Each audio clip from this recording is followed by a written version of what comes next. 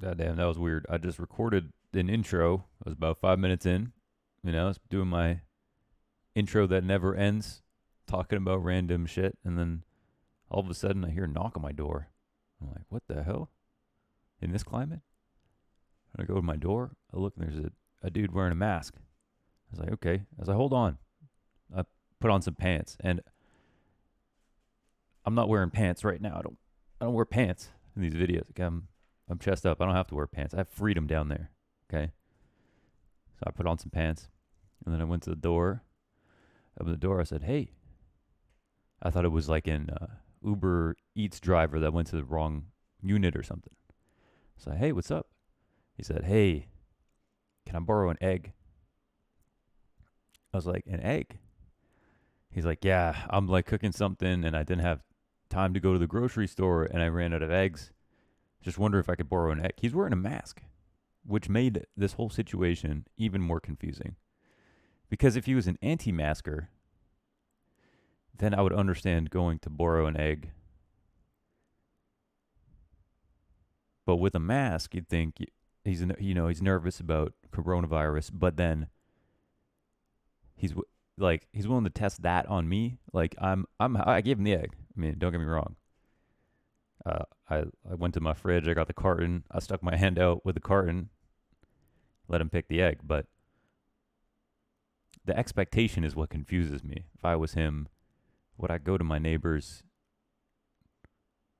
Would I go to my neighbor's unit with a mask on in this circumstance, and then expect an answer? I mean, I would kind of expect to get reamed out. I mean, I'm not gonna do that. It's cool with me. Take an egg. I'm sure it'll be fine. But I was kind of confused. I was way into the intro, and now the intro is gonna be longer. You can blame it on my neighbor. Most popular YouTube, another day, another demo. Now we're looking at YEKINDAR, okay? What's great about this channel is that there's so much growth right now on this channel. And when I started doing these Coach Laos, we're like 60 episodes in now. We're up like 8,000 subs. We're averaging like 10 to 20,000 views a video. When for the first 3 weeks, it was less than I was excited about getting 1,000 views. So the growth has been amazing. But what I foresaw was me sticking around to do a year of videos, getting some growth at like month 5, and then just continuing to upload whether or not I saw growth. That's what I wanted to do. But then a couple of months, things are going way up. We're like a shitty altcoin right now, hopefully with some lasting power.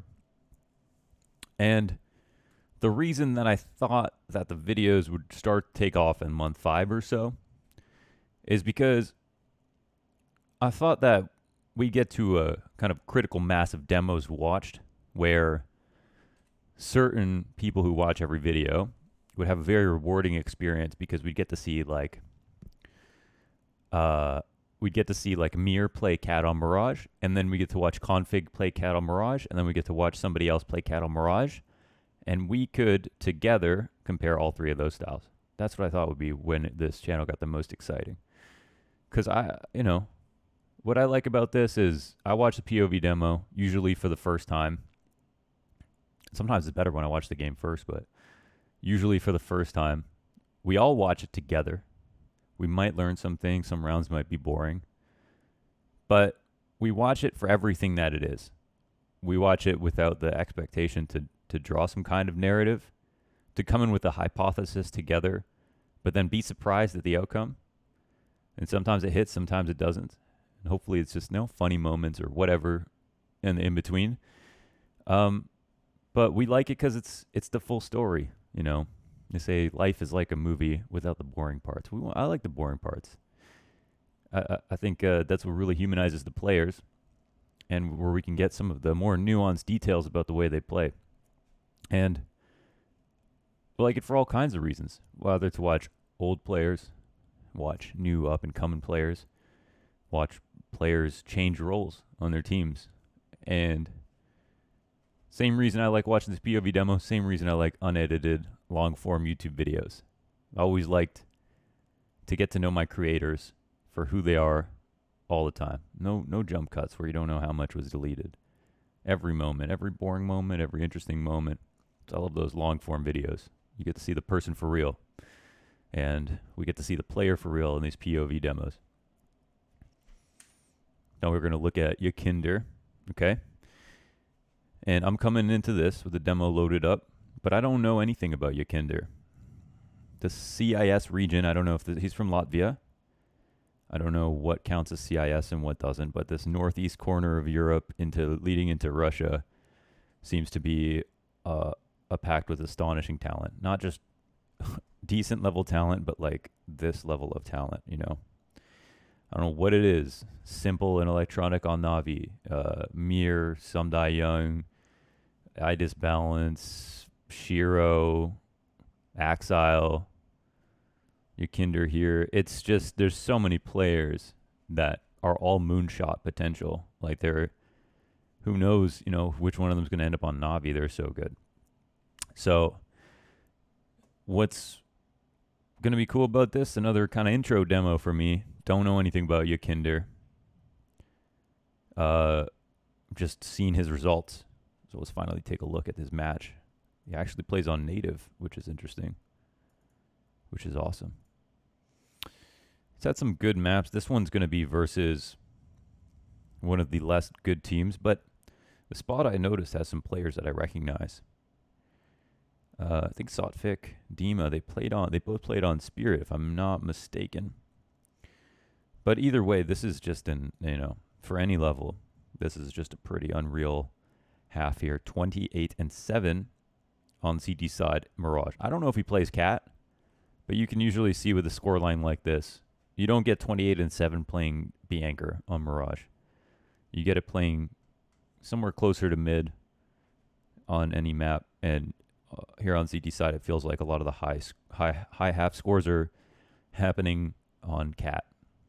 So why don't we waste no more time? Let's jump into the demo and see what we can learn about YEKINDAR. We've balanced out a little bit with some of the... We did some too many CT demos, a couple of CT Mirage demos, and we did some T-sided demos to balance it out. But now I kind of wanted to go and check this out. We haven't watched a frag movie in a while. We've basically been looking at a lot of regular demos just to see what we can find out. So let's just throw in a frag movie. And I can organize these. Ooh. Oh my god. Okay. We are going to watch this again because I just want to point something out that was already so sick.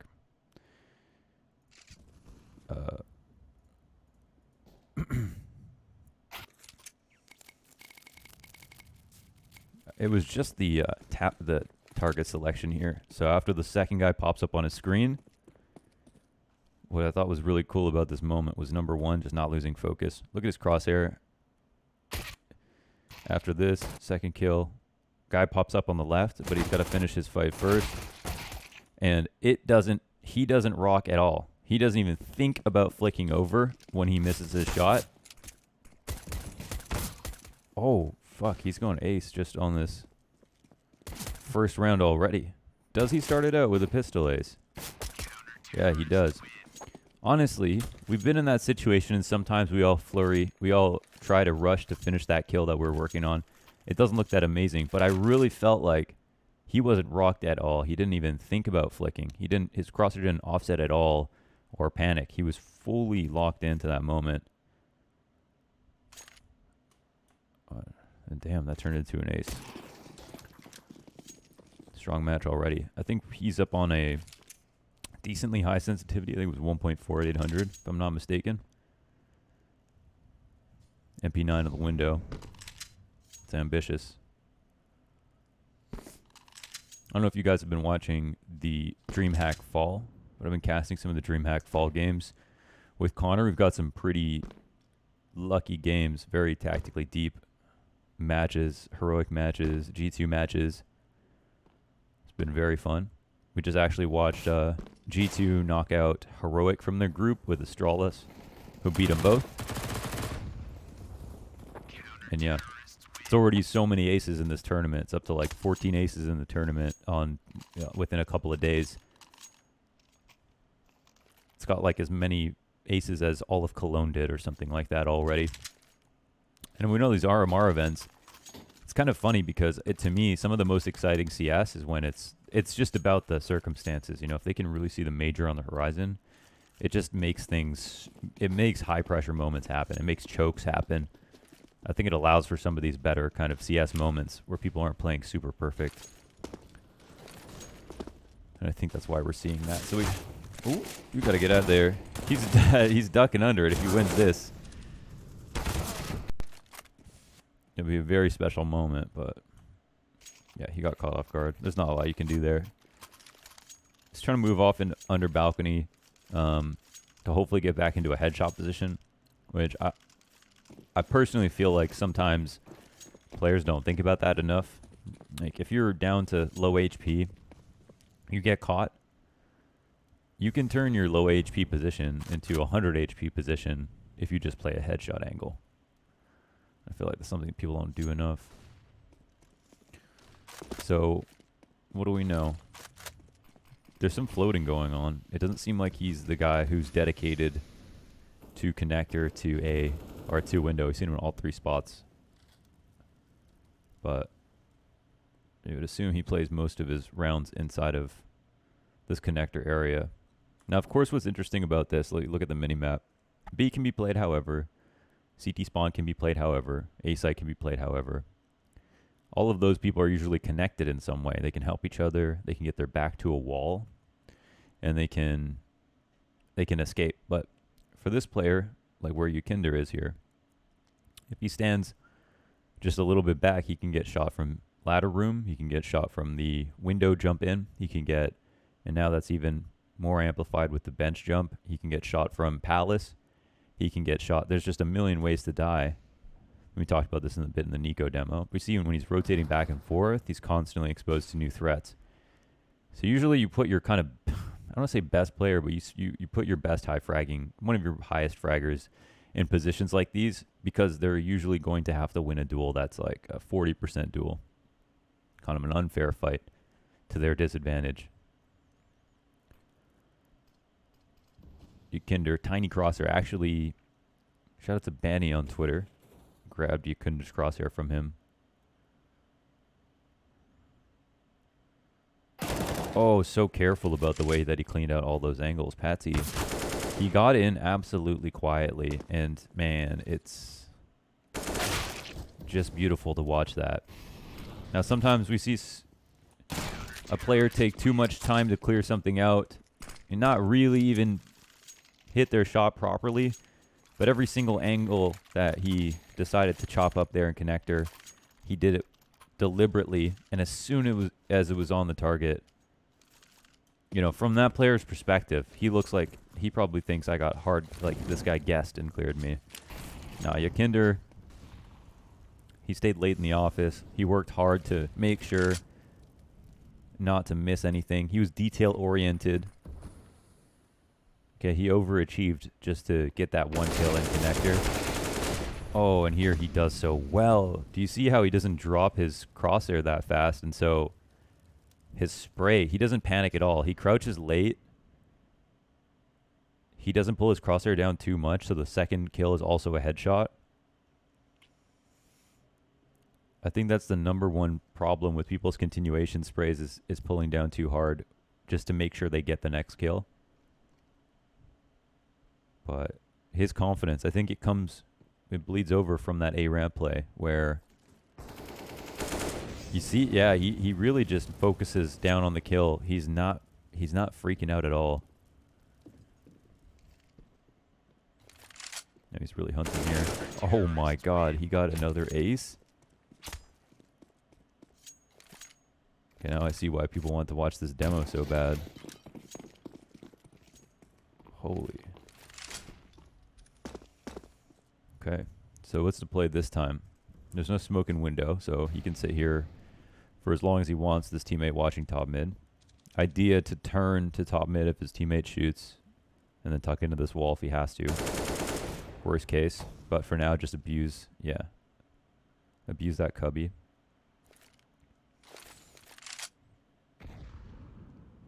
I'm feeling shades again, kind of Rob's, of Sergey, who we watched yesterday. Very, very careful with his crosshair positioning. Very deliberate. Tiny crosshair, of course.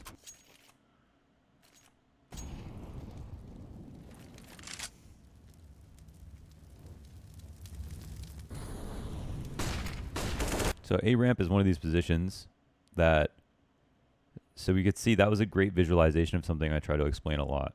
Sometimes you want to play close A ramp versus executes because all of the nades are designed for all of these different positions way back in the site. There's so many spots. Triple, default, backside triple, CT spawn, stairs, jungle, all of these spots where people are normally. And sometimes A ramp is the one position that goes unnoticed because the T's have to come up A ramp. So there are flashes designed for this, but there's far less utility designed to clear this out for you. And sometimes, even though this feels like it's in the thick of the action, it can be a good place to stand. I don't know if he dies here. He could die to this. But based on what we've seen, of course, he's, he probably is going to get more than he's supposed to. Actually does good damage to kicker it as well. But it sometimes can be a huge benefit. Oh, I've got some flickering, and someone mentioned that I should have every tab minimized, and that might reduce flickering. So let me see if that works. Okay, it did not, unfortunately.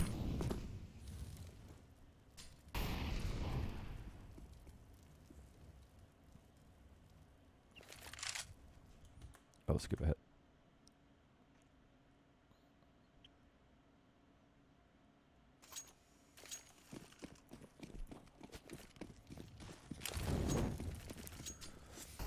You get the info early, close A ramp. You dodge nades. It's kind of a good spot. So this is, of course, a very common play. Smoking that molly. All right, see how he deals with this pressure. So from his position, he's got a teammate now looking at mid, so he'll probably not need to turn his back to connector anymore if he's aware of that. And, well, it's 3v5, so well, I'll see if he goes and even tries to peek A ramp or not. But right now, he just kind of let his teammate fight A ramp while he watches Palace. I guess now they lost the cat player, so he approaches in connector. Getting low. How far will he go? Waiting for a flash? No. And assuming that one's lurked in the closet. Let's see if he's correct about it. Not overextending at all. Oh, saw one top boxes. And maybe that's just the one lurk that he expected. So that guy dies.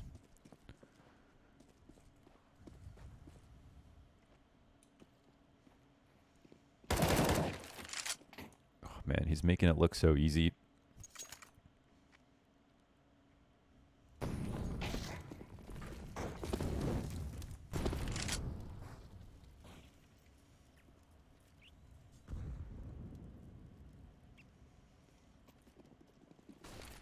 Wow, he's going to hear all these footsteps over towards B. Again, mister. Right place, right time. I mean, this is just a good call. I'm so sorry. I didn't know how to stop that one. Kind of surprised to see how much he floats. That makes it quite difficult, of course, for the other team to know what site to pick on. And it is a very common strategy. It's kind of a very common thing to do for IGLs to say, this site's weaker because this player's here, let's go here more often, despite what your normal game plan or tendency is on a map. But he's floating so much. Actually, you know, I really like the 3B lane with him on cat. Because as long as he's around mid, he can make it over to B, make it over to A very easily. So.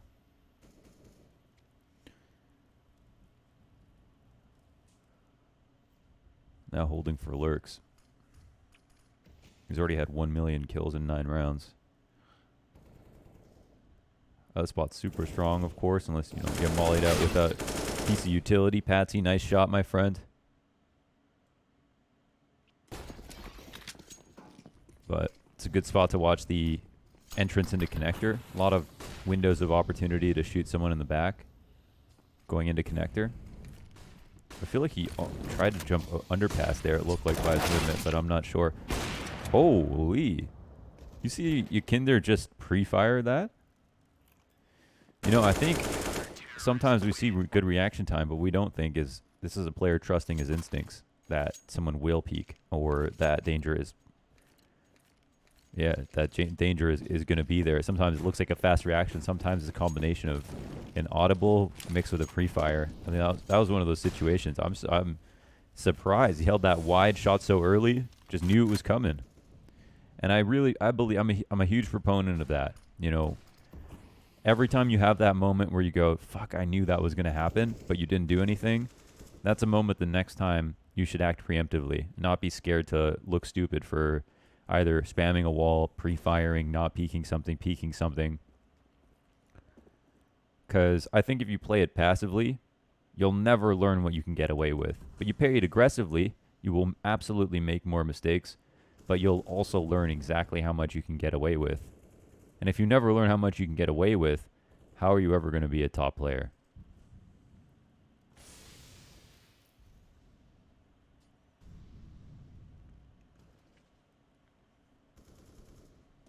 How? Explain to me how. Bomb spotted. He's behind him. They're going to run at him, knife out, right? Yep. Op down. This is the point where you're just like trying to figure out where the last guy will come from. But it doesn't matter anymore. It's going to be a quick save. We wrap up. Final 3 rounds.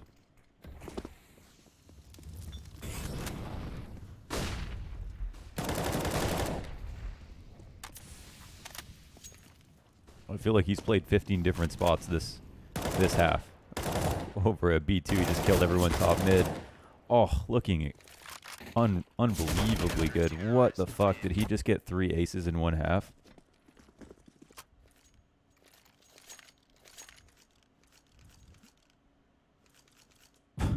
What the hell? Is that? I think this might be the most dominant half we've watched. He saw 1A ramp. See how he peeks it. The accuracy's too good. Lucky for Dima to come out there at a halls while he's not looking, because that's the only way you can kill this guy. Either he shoots somebody else or he's not looking, but he doesn't lose any one-on-ones. Wrap it up last round. I mean, we already saw 3 aces. How much more can he get? Yeah, okay. That's about it. This virtus.pro team is interesting, you know, because like they had a roster that imploded, one of the saddest breakups in CSGO, Polish roster, of course. And then they picked up this team while they were on their way up. And as soon as they, you know, became virtus.pro, they just started losing. I think they had Blast Moscow, DreamHack, as well as DreamHack Rio. Tri-casted. I think they won both. That was like sick for Avangar. Beyond that, I think DreamHack Rio, they won over Furia. Blast Moscow, they did win, right? I think so.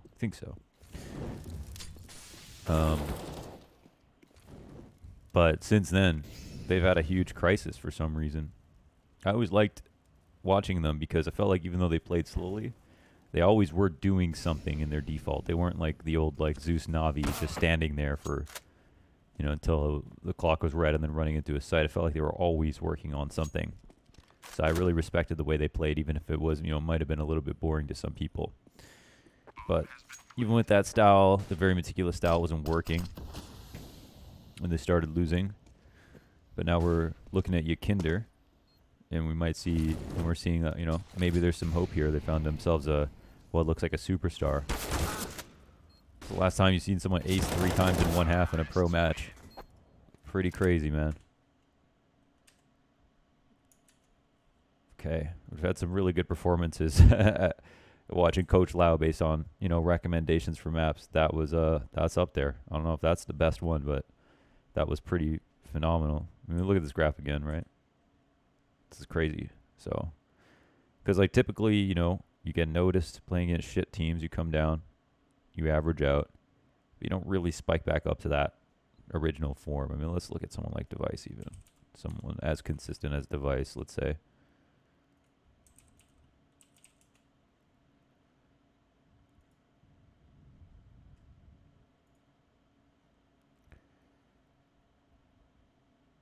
You know what I mean? His peak is his first games. That's just how it goes. It always just does this. This is just a consistent factor. So yeah. YEKINDAR. That was good. More recommendations. I might do some more today. Hit me up. See you tomorrow for another Coach Lau. Thanks for the subs, follows, everything like that. Love y'all. Boxer EU Hub is open, by the way, so you can join that. Get in there.